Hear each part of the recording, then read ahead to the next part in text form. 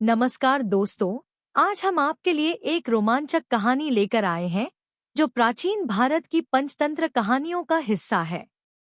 यह कहानी हमें सिखाती है कि हमें किसी पर भी अंधविश्वास नहीं करना चाहिए और बुरे कामों का परिणाम हमारे लिए बहुत बुरा हो सकता है। आइए पंचतंत्र की इस रोचक कहानी की शुरुआत करते हैं। बूढ़ा बगुला और केकड़ा। एक समय की बात है। एक तालाब में बहुत सी मछलियां रहती थी और उनका एक मित्र केकड़ा भी वहां रहता था। उसी तालाब के किनारे एक बूढ़ा बगुला रहता था जो कि मछलियों का शिकार करता था। बगुला एक पत्थर पर बैठा रहता और ध्यान से पानी को निहारता था। जैसे ही बगुले को पानी में हलचल दिखाई देती, वो अपनी लंबी चोंच पानी में डालता।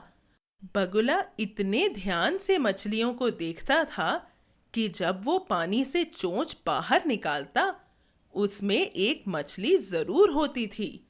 मछलियां लाख कोशिश करके भी बगुले से बच नहीं पाती थी। इसी तरह बगुला शिकार करके अपना पेट भरता रहा और दिन बीतते रहे। बगुला बहुत ही धूर्त था।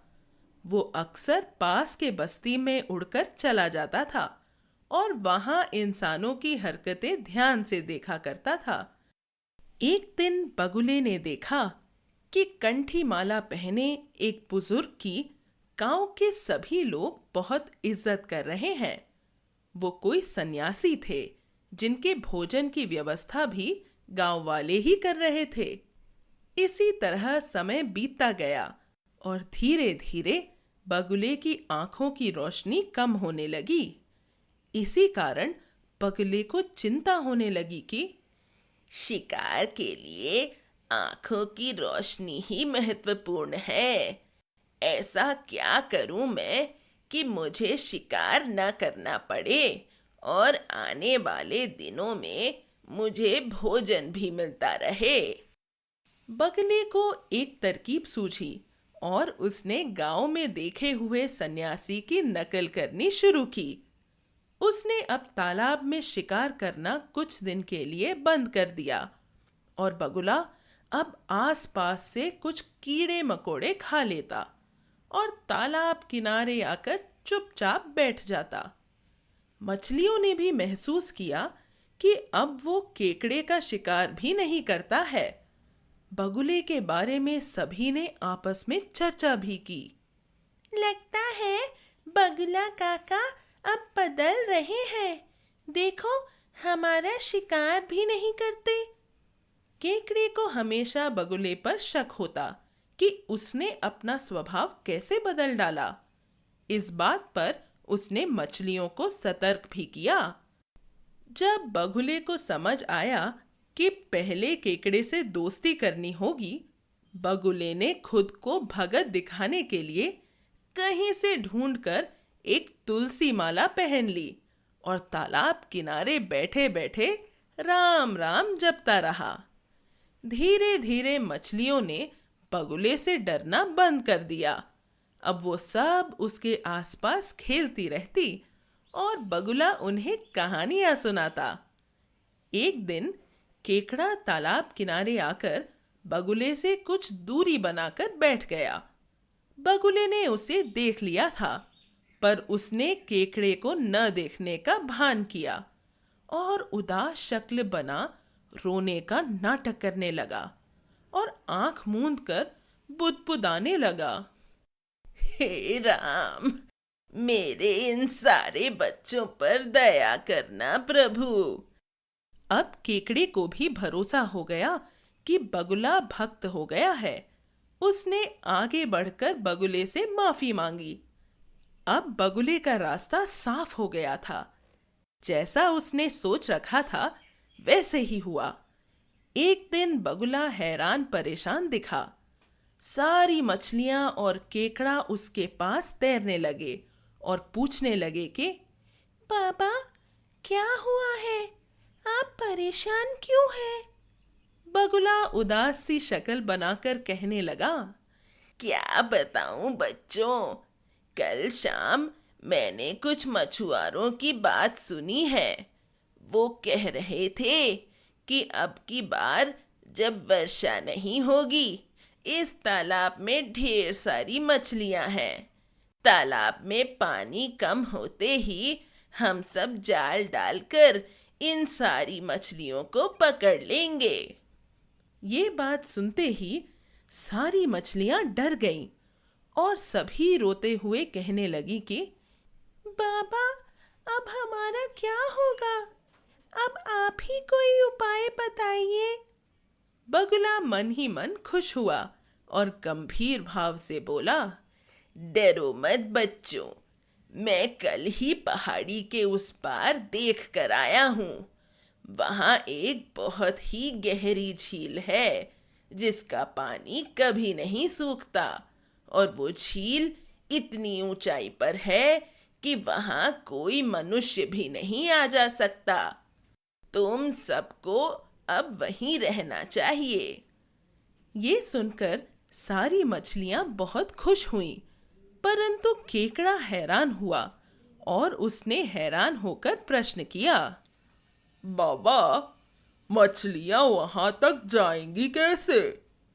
बगुला मुस्कुराते हुए बोला, चिंता न करो बेटा, मैंने अब संन्यास ले रखा है, सो भय की कोई बात नहीं है।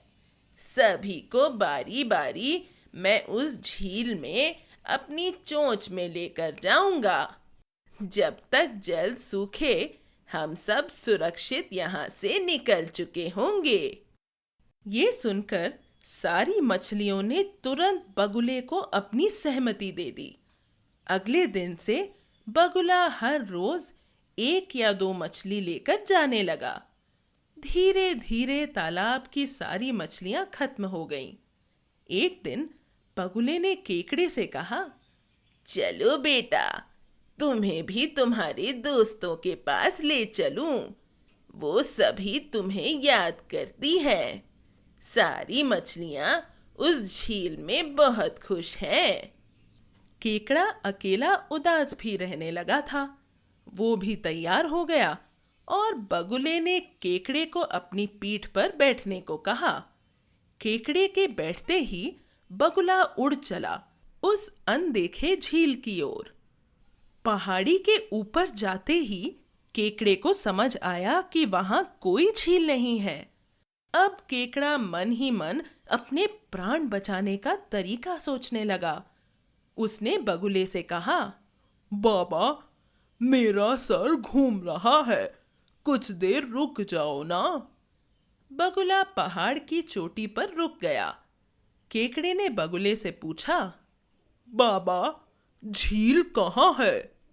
बगुले ने कुटिल मुस्कान संग जवाब दिया, उस जंगल के अंदर है। वो जो पीपल का पेड़ देख रहे हो, वहां उसके पास ही तुम्हें तुम्हारी सारी दोस्त मिलेंगी। केकड़ा अब समझ चुका था कि बगुले ने उसके दोस्तों के साथ क्या किया होगा। अब उसे बचने का तरीका जल्द ढूंढना था। इसलिए केकड़े ने बगुले से कहा, बाबा, पीठ पर मेरा सर घूम रहा है। ये डर अलग कि कहीं मैं गिर न जाऊं। मैं आपके गर्दन पर लटक जाता हूँ। खुद पकड़े रहूंगा, तब डर भी न लगेगा। बगुला तैयार हो गया। केकड़े ने अपने डंक को हल्के से उसकी गर्दन में लपेट लिया और बगुला उड़ने लगा। कुछ देर में केकड़े ने देखा पीपल का पेड़ दिख रहा है, पर आसपास कोई झील नहीं है। बगुला नीचे उतरने लगा। उस समय केकड़े ने देखा पेड़ के नीचे मछलियों के कांटों का ढेर लगा था। केकड़े को बहुत दुख हुआ और गुस्से में उसने बगुले की गर्दन पर अपना शिकंजा कस दिया। अपने डंक से बगुले की गर्दन को केकड़े ने तब तक दबोचे रखा जब तक बगुला मर नहीं गया।